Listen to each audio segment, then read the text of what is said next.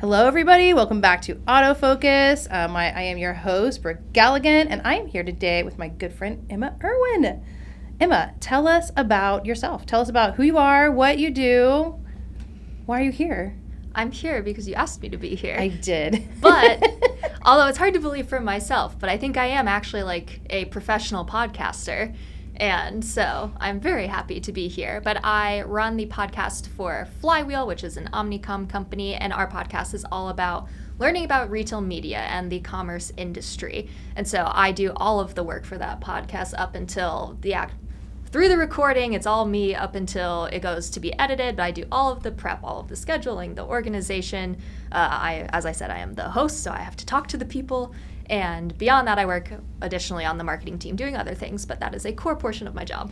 That's amazing. I know. I used to work with Emma at Flywheel, and it was such a fun experience working with you. But you really are like a jack of all trades. You can do everything. I sure can. I know. And some people say that that's a bad thing. Some people say it's a good thing. I'm taking it as a good thing until I just fall off the horse and get run over. And yeah, it's like I don't know. I don't want to put it out there. I'm still on the horse. You're on the horse. Yeah, I don't want to put it out there on the internet. But yeah, if you have a problem, you're like Vanilla Ice. Emma can solve it. So I sure can. Yeah, that's amazing. But let's go back to the podcast. So how did you even get started into podcasting? All right, so this goes all the way back to 2018, okay, which is not that long ago, but in terms of how long my life is, that's pretty far back. And I studied retail merchandising at the University of Minnesota, and they would have these people come in and present internships for us, for people that were basically looking for unpaid interns. And someone came in and was talking about this podcast that they do about retail called Omni Talk, which is still a very active podcast, and everyone should listen to that as well. But this woman came in and started presenting this information on a podcast, and I was like, oh, that's the coolest internship that has ever walked through the door. I'm doing it, and I'm the only person that applied to my knowledge, and they gave me the job, and that I started showing up and working for them, working on prepping the episodes, and then they were like, you're funny. You're going to be on the show, too. And so I got to be like the Gen Z intern co-host with them for, I think, about 2 years until I finally needed to get a big girl job. And so I made my way to Flywheel and started working on the very logistical e-commerce side of things. And then someone at Flywheel decided they wanted to start a podcast. Nobody wanted to be the host because being a host is very time consuming and your face gets plastered all over the internet. And so the person that hired me remembered that I mentioned that I did a podcast in college. And so then they had hired in someone to kind of oversee the podcast project. I met up with him. We did months of mock interviews and kind of prepping and deciding what the podcast was going to be. But to this day, I've now been doing that for 4 years for Flywheel, and I've been the host the whole time. And so far, nobody can top me. And nobody has booted me out of the seat, and it's been a learning curve, but that's kind of all by chance. I ended up in a podcasting position. That's so crazy. I feel like, so you did choose to go into podcasting. Technically I made the choice when there was that internship, and I was like, yeah, that sounds cool. Who listens to podcasts? And then they blew up, and that worked in my favor. And then when Flywheel was like, yeah, we want you to be the host, I was like, no, you don't. I'm 22. No, you don't. Yeah. But the format ended up working really well in that it started as I'm a newbie in the industry. This whole podcast is going to be formatted in that I have to ask really kind of basic questions to people, and that way everybody learns and is on the same level. So I did make a choice, and I'm still here today. That's amazing. And so it's like, I know you said that, I guess you and the person, you get mock interviews. So how many, you did months of prep before you even launched it? Yes, I got shipped out no, I had already moved to Baltimore. I was going to say, they shipped me out to Baltimore. No, I did that to myself. Yeah. But because this was going to be an entirely new project for Flywheel, it was there was a top-down mandate to make a podcast, and everyone else had to figure out how to do it. Mm-hmm. And so this ended up being my former colleague Klaus and I, and he was an established podcaster, Danish NPR guy, and me trying to figure out the balance between okay, I sort of know about the industry of commerce, and sort of, emphasis there. He knows a lot about podcasting, so we kind of war roomed a few times in person. He flew over from the UK. we spent all this time trying to figure out like a title, the flow of things, grabbing random people from leadership and making them sit down and see if I could ask them questions and if the questions sucked or not. And where do you go from there? But that, I'd say it took us probably like 8 months from meeting each other to publishing the first episode ever. That is crazy to me. Yeah. I mean, because I come from, I worked with Eric, which is like the opposite of that. Yeah. He was just like, you're going to do a podcast, and it's going to be about podcast video equipment and recording. And I was like, cool. And I was like, when do I have to start? And he was like, yesterday.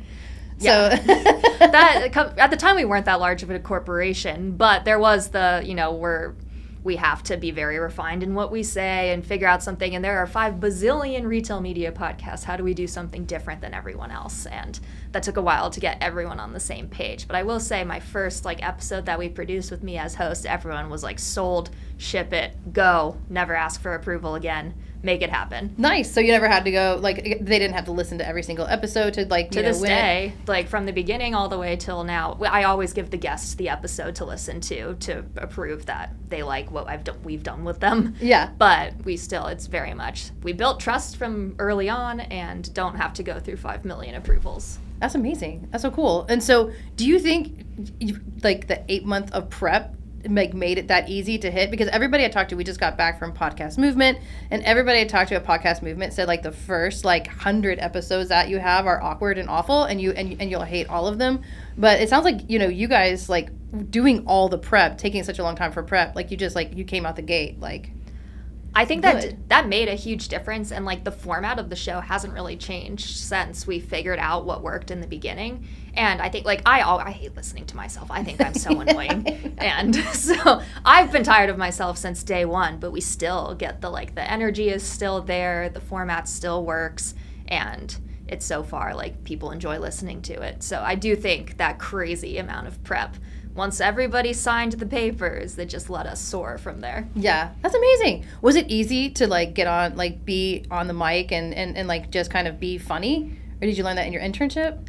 Getting on the mic and being funny just happens to live within me. I think the learning how to respond to the people that you're interviewing, and then also getting better at your prep work. And over time, I've obviously also learned more about the industry I do a podcast for, so I can ask better questions and more nuanced questions. And I forgot what your question was, but I was answering something. It's fine. No, it was a great answer. Perfect. I love it. No, so you were saying how you've learned over the years, and you're basically, are you an e-commerce, omni-channel retail?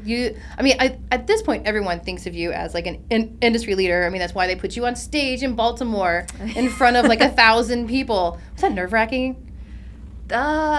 Honestly, no, because I got 24 hours notice that was an example of having to MC a conference, and I just had so little notice that I packed a really powerful red leather blazer and said, you're going to wear that, you're going to turn into someone else, and you're just going to be funny. So I think my own personal character has always been in me, and I think it took that internship really helped bring it out and give me a place to actually show people in a kind of more formal setting of a recording. But definitely the being a good host part has evolved over time, and it takes that practice. And I would say I think we got over awkwardness pretty quickly in the podcast, and the awkwardness of just being on the mic and being the host. I think it's way more awkward to be a guest, as I am right here.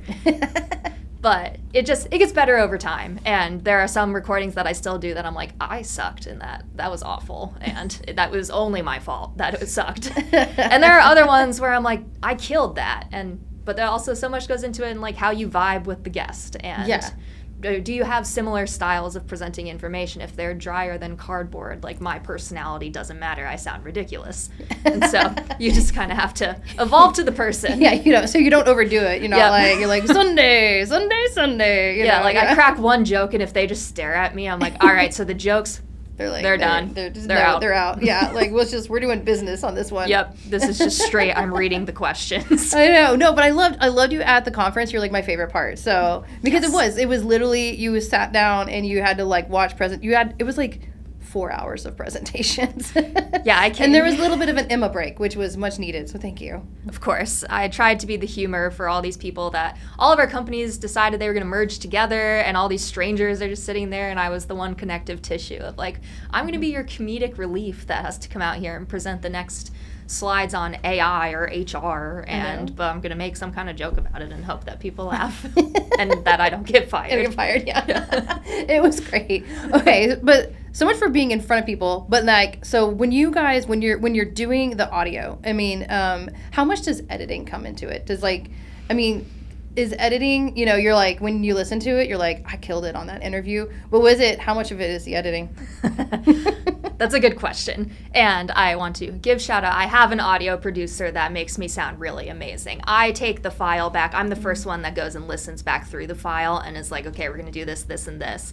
I'd say most episodes, there is a significant editing of myself. And I think it's just it takes me a while to get the question out sometimes that I really want to ask because I'm trying to like adapt it to what they had just said. Mm-hmm. And sometimes I say so many words when it's like I could have asked the same thing in like 5 words. Yeah. And so I'll go back over and like re-record a voiceover that we insert into the episode. But there are some episodes, like we do a monthly kind of episode that's just talking about stories in commerce that have happened. That's totally, we don't edit anything in there unless we say something that's going to be a PR problem.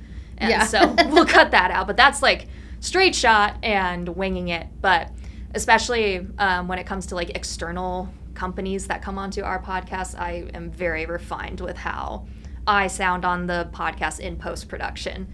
And we'll go through and be like, this just needs to be more streamlined. Or if the guest is really kind of dry, I'll go back in and make the voiceovers really like preppy and engaging just so that you have some energy that comes into the post-produced episode. That's cool. Yeah, that's interesting to get that you go back in and re-record things. Oh, every Which is another episode. thing that we like. I think with video, it might be a little harder because it sure is. Yeah. Do you ever do that with your video podcast? We do. So we don't publish the full video anywhere just because we do so much editing so that we get exactly.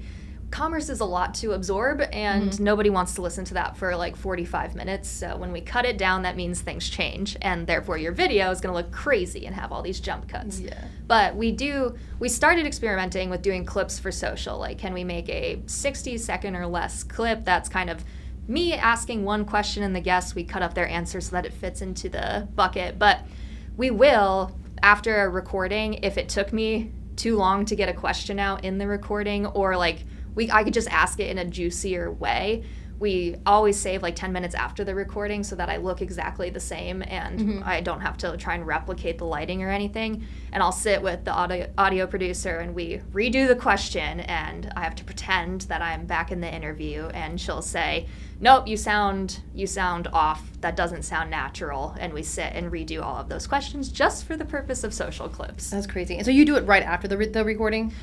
If I can think of how to redo the questions fast enough, yes. Yeah. If not, I'll like give it an hour and hope that the lighting hasn't changed that much. But there are some times where, well, actually, if I have to do it days later, we then just use all of those and we'll like record me nodding my head and then use that footage in the old episode and totally replace me. Totally replace you all together. Because the lighting, as you brought up a really good point because I think you use your window light, so it's not natural light. I have a light not as fancy as this, but I have one that I can turn from like cool color to warm color. That's all I know about it. And we use that just in case my windows don't do enough. But even with that light, because I have windows in my apartment and I'm not going to black them out, it changes every second of the day. The light is different. Because the sun is always moving. So yeah, it is. So that's very interesting to think about. It's just like, it's like if you're going to go back, just wearing the same clothes is not enough. Nope. And like, even if I think my hair looks the same, no, it doesn't. Yeah. And like the glare on the glasses is different. I wore the wrong earrings. You can tell.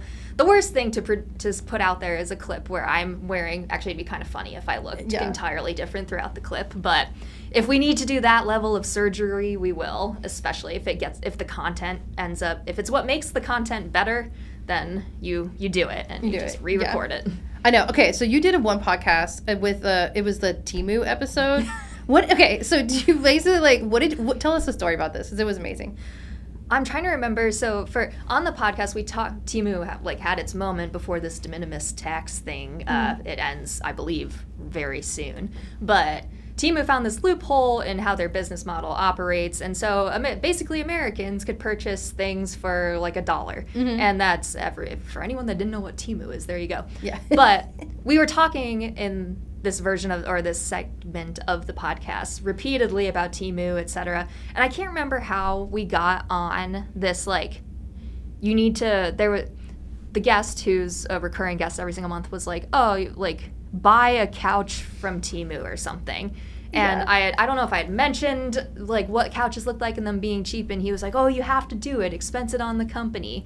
And so I bought this inflatable sofa, which is actually like for a child, and it's just one little chair, and it's more of like a pool flotation device than it is an actual sofa. But of course, we made it a point to bring that onto the show, and then I like took the mic and I went back in my room and sat on this little tiny chair, and it was incredibly funny, I think. And this was a recurring storyline for months and months, and then I finally just bought the like 79-cent inflatable sofa, and then is that how they advertise it, like as a sofa? Yeah, got stuck in it, and for a very technical podcast about a very technical industry, it's like, where can you insert those little moments of funniness that are still relevant and showcasing kind of what you're working with in terms of the Temu business, but how do you bring something really funny and engaging to the audience that makes them want to keep watching you and think that you're entertaining? That's hilarious. I mean, I also think of like an inflatable sofa. I think,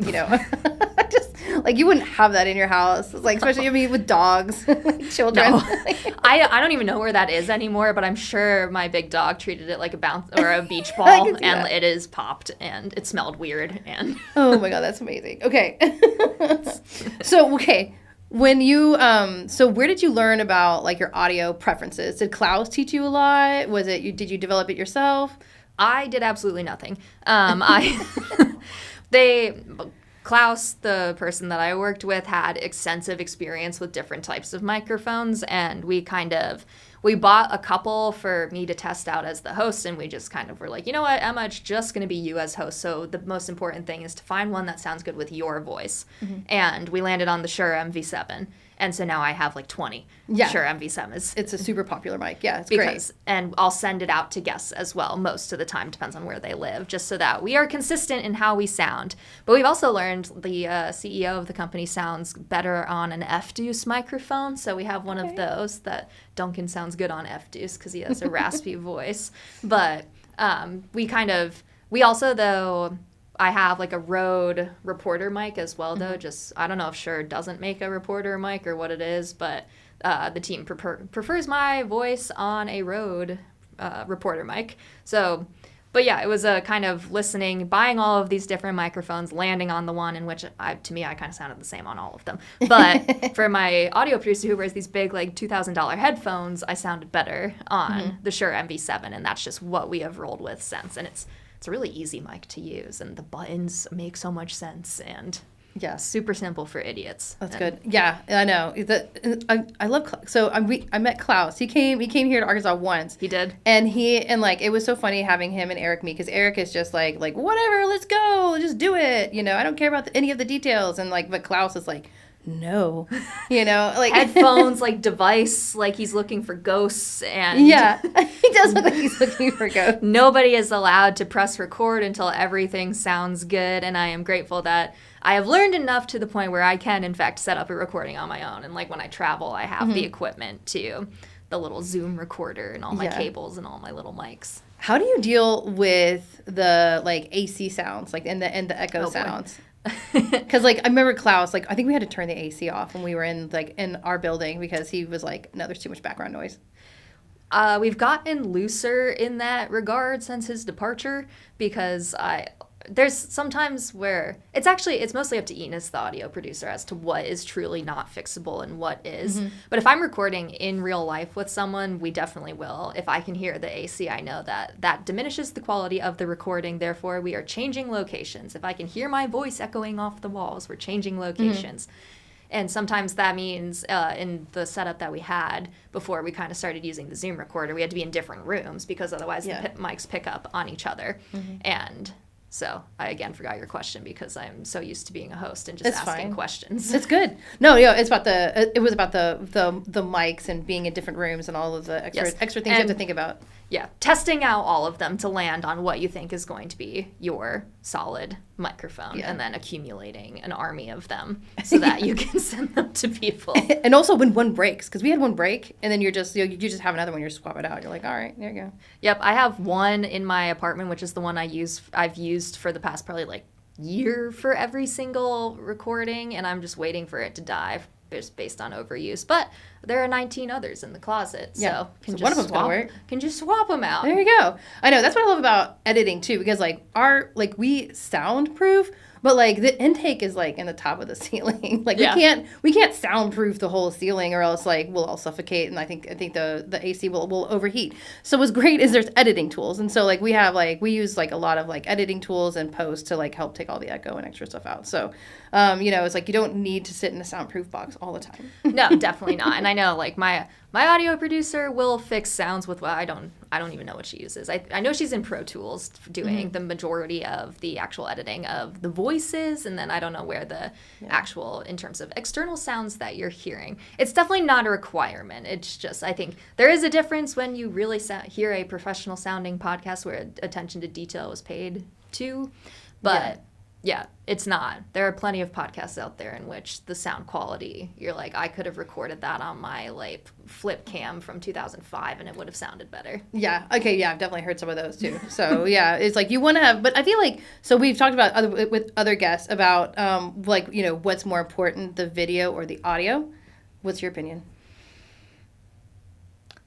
Coming from a podcast where we are primarily audio only, I'm going to vote audio because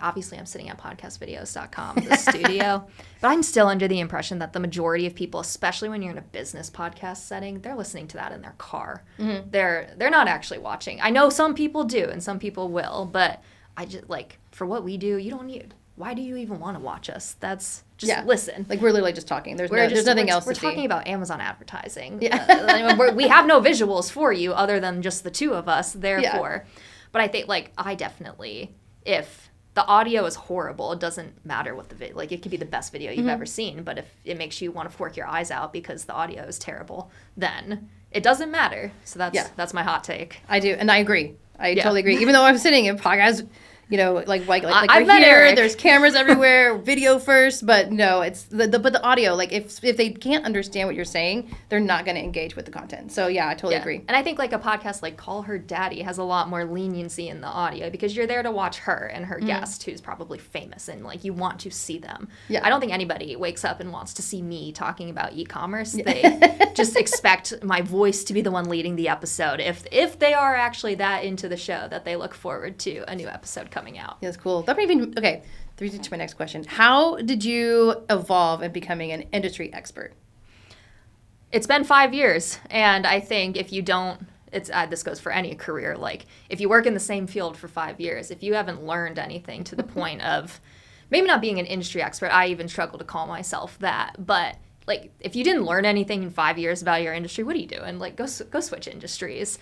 And so I think the podcast definitely, just because I've had to interview so many different people who are 97 levels above me and have, at this point, centuries more experience than I did, I learned a lot from them, and that my specific role in podcasting just exposed me to all of these different teams and functions that I never would have gotten exposure to. That has created a very well-rounded perspective on the industry, and I interview a ton of external people. I interview Amazon, I interview Walmart, I've never interviewed Target. That was going to be I was just about to say that and completely lie. But I've interviewed a lot of different retailers, a lot of different kind of tech providers, and all of that is just a unique perspective. But I'd say most of my industry expertise comes from like actually the other part of my job where I'm doing lots of writing for the company. And you have to understand what's going on in order to formulate an opinion on what's actually worth talking about. And then there's also that monthly recurring where the Temu inflatable couch comes in. The person that I interview is light years ahead of every human on the planet in terms of what he knows and what he says. And so I'm one of the few people that has to actually entertain a conversation with him every single month. And distill it down to what other people can understand, but also understand what he's saying in order to ask the next question, because we do so much of that format on the fly. That's cool. So it's just absorbing as much information as you can, being incredibly curious, going out of your way to continue to learn. If you're not sure about something, ask someone and say, hey, I'm about to record a podcast where I'm going to ask this question. Is this stupid? Am I going to look stupid if I say this? And therefore, I also am very good at remembering what everyone else says and regurgitating it. And therefore, I think that's what a lot of industry leadership is. You just remembered what other people said. Yeah. And then you can say it better. You say it back to them, yeah. Yeah, you can say it with confidence. I know. Like, if anyone asks you a follow-up question, you're like, uh-oh. I will have to get back to you. I'll circle back to you on that one. I'll circle back. I have to go ask ChatGPT. But okay, what would 14-year-old Emma think about today, Emma? 14-year-old Emma was 100% convinced she was going to be an orthopedic surgeon. And so 14-year-old Emma wouldn't even be able to comprehend what like retail media and e-commerce are. But like the podcast host, I also think would have never, I was such a nervous kid. I don't know what changed in college where I decided that I was going to be cool on a microphone and funny. And at this point I might as well do stand up. But like 14-year-old me would have never thought I'd be in any kind of public speaking role. I really just thought I was going to be a surgeon. And then I took chemistry and was like, oh shit. Yeah. And like, this is it. Nope, that's not it. And then meandered my way trying to figure out what to do in college, and I landed on I like to shop. That's how I ended up in retail merchandising. Okay, there you go. But yeah, I think 14-year-old me would be like, absolutely not. There's no way that that's your career. Even 26-year-old me is still like, this is what I do. Like, I podcast. Yeah. This is what I do. And when you go home for Christmas and tell your family what you do, and I'm like, oh yeah, like I'm a podcast host, and people are like, okay, what do you actually do? I know.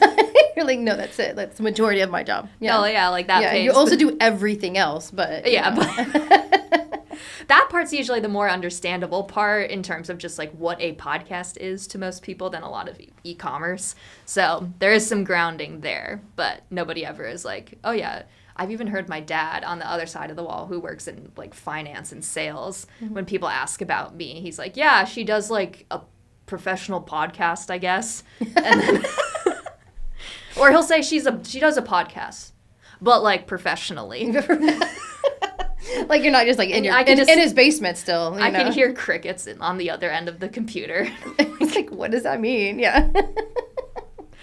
And the people I think are usually like, about what? And then he'll be like, yeah. Yeah. I know. It's like, do my parents watch my podcast? Yeah. Do yours? I know my mom sees the little clips of me on LinkedIn here and there. Clips, yeah. I don't think either of them listen to this show. It's a foreign language to people that aren't familiar with commerce and retail media. I think maybe she goes in every once in a while. I know a lot of my friends will listen here and there. When I go and like visit home, they'll joke about something that I said on the show, and it takes me a second to remember or to like connect what that is from. And I was like, did you listen to that episode? Yeah. Or like they'll blast it on the Bluetooth speakers at the fire pit, like in the queue of normal songs. So that's pretty funny. Yeah. And I'm like, no, like, I hate this. I don't want to listen to me. Oh my god! But thankfully, my like narrating voice is pretty different than my regular voice, and so most people don't actually recognize that that's me. I hear it for the first time. Yeah, I did a recording once, and two people were like, "Is that you?" And I'm like, "That's my NPR voice." Yep. Yeah. It's like It's really up. Like I'm generally pretty like serious, a little bit of comedy, but pretty serious in how I present myself. But on the show, I'm like, I'm gonna have to go listen to it. That's not how I thought about it. That's how when I listen back to myself, I'm like, what is going on? What is that? But that's what works. People have always been like you just have this incredible podcasting voice, and I'm like, yeah, I'm a paid actor. What can I say? Whatever, I just voice act and put on a different character. That's hilarious. I'll do my NPR voice, like, hello, thank you, welcome to Autofocus. We're happy you're here. I'm happy to be here. I'm so glad. This is like a Saturday Night Live skit. Yeah. Oh, it's so good. I'm so glad that you're here, and I'm glad that the podcast is going well, and it's still going well, and your guys are going strong. How many seasons? Do you guys do seasons, or how many episodes do you have out? Do you even know? I do. We have 128 episodes That's out. amazing. That spans over 4 years, which for some podcasts, they'd be like, that's it. And I give everyone the reminder that I do other things and all of the things. have to, because I work for an agency, we have to go through an insane amount of approvals to, not on our end, but anytime like an external company comes on, that takes forever. That can take months for it's them to even get approval to show up on the show. But we started out doing we launched with 1 season of Amazon-focused content, and that was our original strategy. And then we did 1 season of Walmart and 1 season of Instacart. And those were the first 3 seasons. And then at the time, there wasn't quite enough to do another season on Target in terms of what our own company could do. And so we sort of started pivoting away. We've always considered going back to seasons, and not necessarily retailer-specific seasons, but going back to the format of we're going to launch 8 episodes at a time. And it's really hard to get 8 episodes lined up and shipped out to the world. Yeah. And I'm I'd much rather just every 2 weeks or so, we're going to launch an episode. There's going to be an episode, and the content does vary quite a bit. And so. But it's consistent. It has always been consistent. That's what matters. Consistency matters, everything. We've never missed a 2-week mark in those 4 years. That's awesome. So yeah, consistency, and then just being able to keep going, because most people, I think there's a stat that 90% of podcasts don't get past episode 3.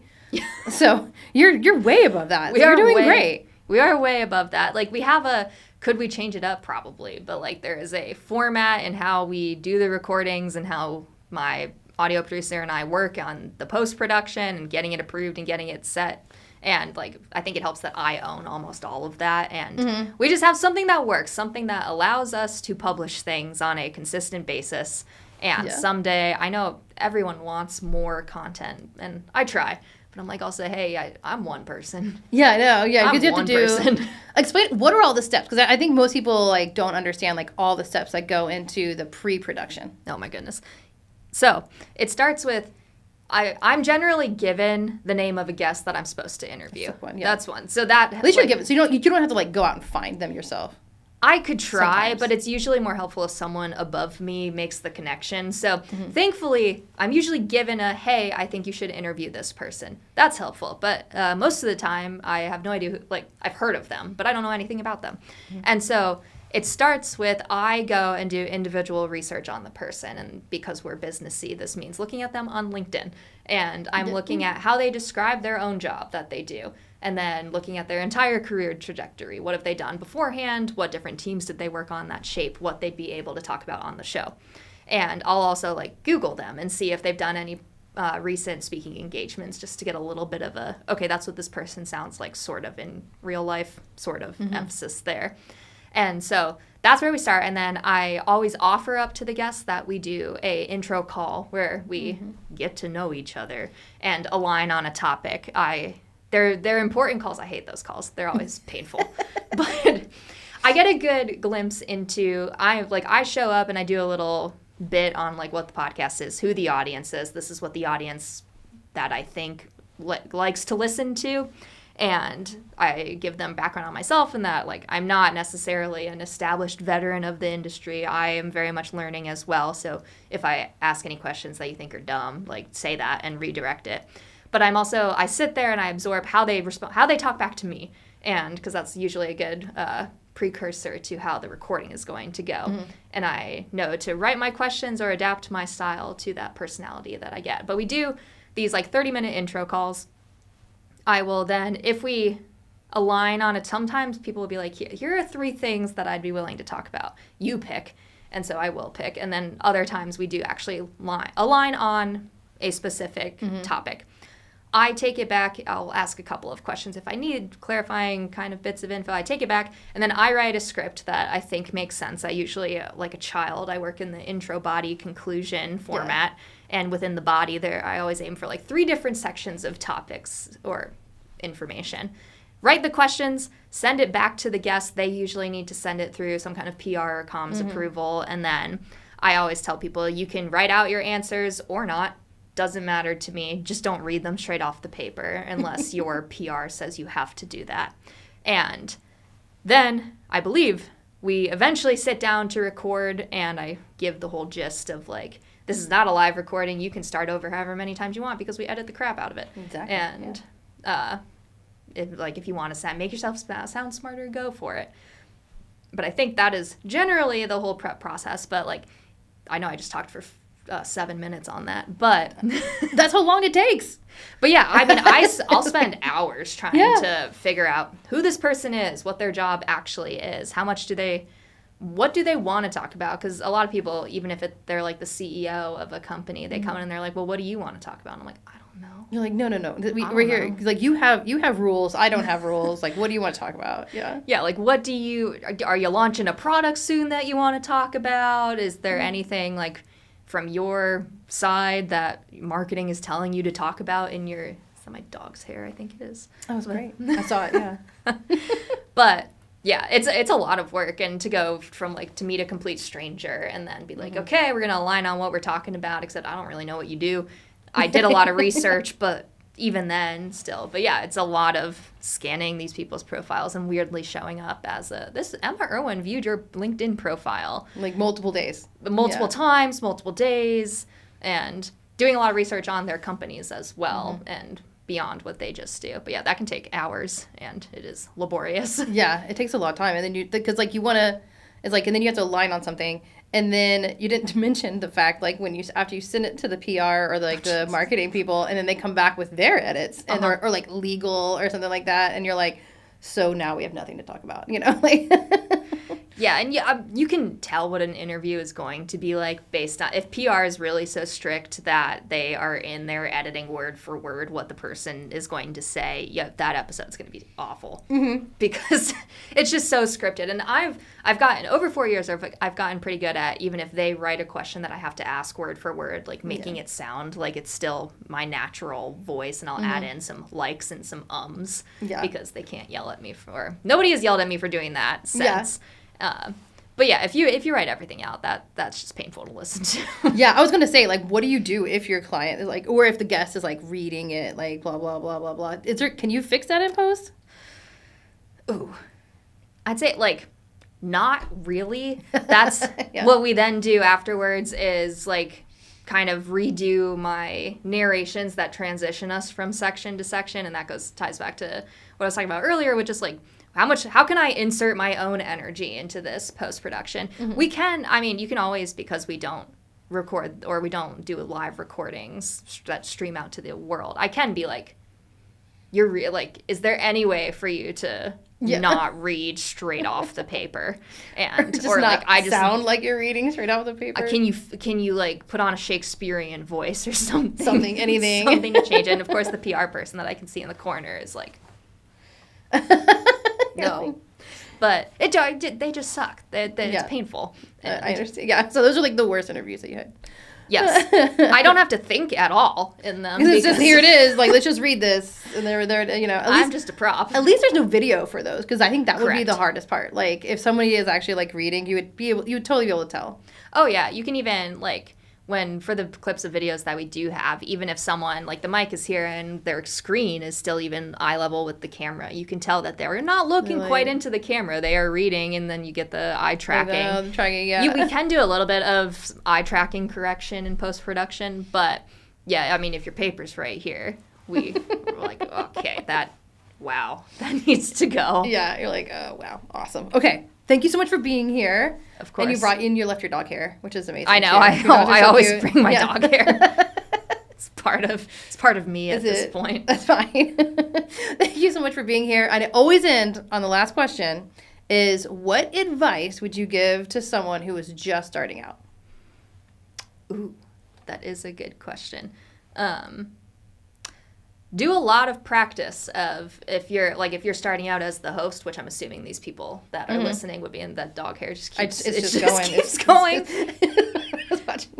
Do a lot of practice of like interviewing your friends, and I think that's a really great way because it feels so awkward.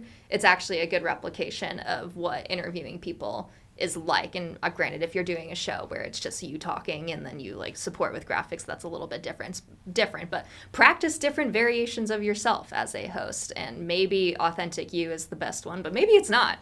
And I think it's an opportunity to explore different kind of elements of your own personality, and just a lot of practice of absorbing the body language of other people and kind of seeing and checking the vibes of the room. Because there are sometimes I can tell that like a guest just doesn't like me, and that's okay. But you can just tell when someone doesn't like you, really but you need to practice also being okay with being disliked. And you're like, that's fine. They think I'm crazy. You can change up a couple of things, but that is sometimes what happens. But do as much practice, as many mock interviews. Go interview your dog and interview a tree, and just kind of be that host character, because a boring host makes for a boring podcast. There you go. All right. Thank you so much, Emma, for being here. Of course. And we'll see you guys next time